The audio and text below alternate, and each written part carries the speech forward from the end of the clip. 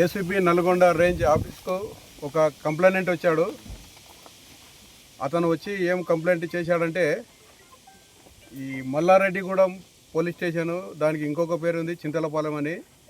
ఆ పోలీస్ స్టేషన్లో 23 అక్టోబర్ 2024 రోజున ఒక 6 పైన పీడిఎస్ రైస్ ట్రాన్స్పోర్ట్ చేస్తున్నారని చెప్పి కేసు అయింది.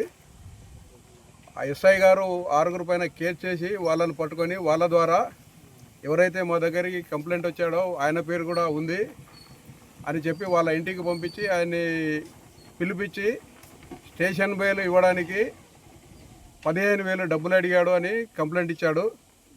ఆ కంప్లైంట్ పైన మేము వెరిఫై చేశాము. ఎస్ఐ గారి యాంటీసిడెంట్స్ రెప్యుటేషన్ వెరిఫై చేస్తే గతంలో కూడా ఎస్ఐ గారి పైన అవినీతి ఆరోపణలు ఉన్నట్టు తేలింది. తర్వాత ఇతను మాకు ఎవరైతే కంప్లైంట్ ఇచ్చారో ఆయన కంప్లైంట్ కూడా జెన్యూన్ అని తేలింది. తెలియన తర్వాత ఎఫ్ఐఆర్ రిజిస్ట్రేషన్ చేసి ఈరోజు ట్రాప్లో భాగంగా ఎవరైతే మా దగ్గర కంప్లైంట్ ఇచ్చాడో అతనికి టెయింటెడ్ అమౌంట్ ఇచ్చి 15,000 అడిగిన తర్వాత ఆయన అంతా ఇచ్చుకోలేను అంటే 10,000కు ఒప్పందం కుదుర్చుకున్నారు ఇద్దరి మధ్యన, ఎస్ఐ గారు అండ్ కంప్లైంట్ ఎవరైతే ఇచ్చారో ఆయన మధ్యన. ఈరోజు సాయంత్రము దాదాపు 5 గంటల ప్రాంతంలో ఆ కంప్లైంట్ మేము పంపించిన తర్వాత పోలీస్ స్టేషన్కి వచ్చి ఎస్ఐ గారికి మీరు అడిగిన 10,000 డబ్బులు నేను తీసుకొని ఇచ్చాను, ఆ కేసులో నాకు నోటీసు ఇవ్వండి అని చెప్పి డబ్బులు హ్యాండ్ ఓవర్ చేశారు. చేసిన తర్వాత ఎస్ఐ గారు ఆ డబ్బులు తీసుకున్నారు. తీసుకొని ప్యాంట్ జేబులో పెట్టుకున్నాడు. ఇమ్మీడియట్ మేము వచ్చి అతన్ని రెడ్ హ్యాండెడ్గా పట్టుకోవడం జరిగింది.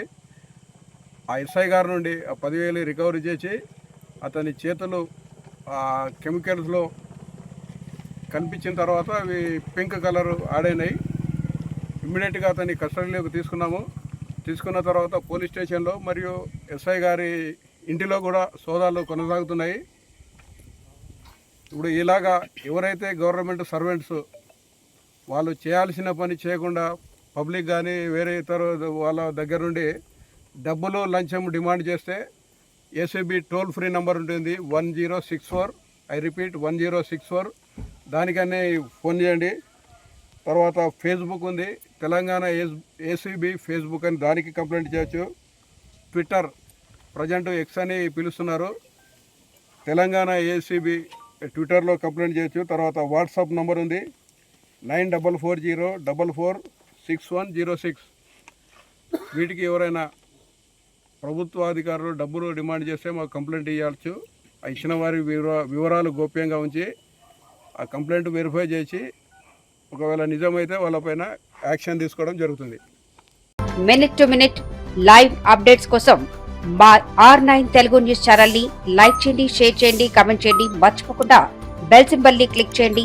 సబ్స్క్రైబ్ చేయడం మర్చిపోకండి.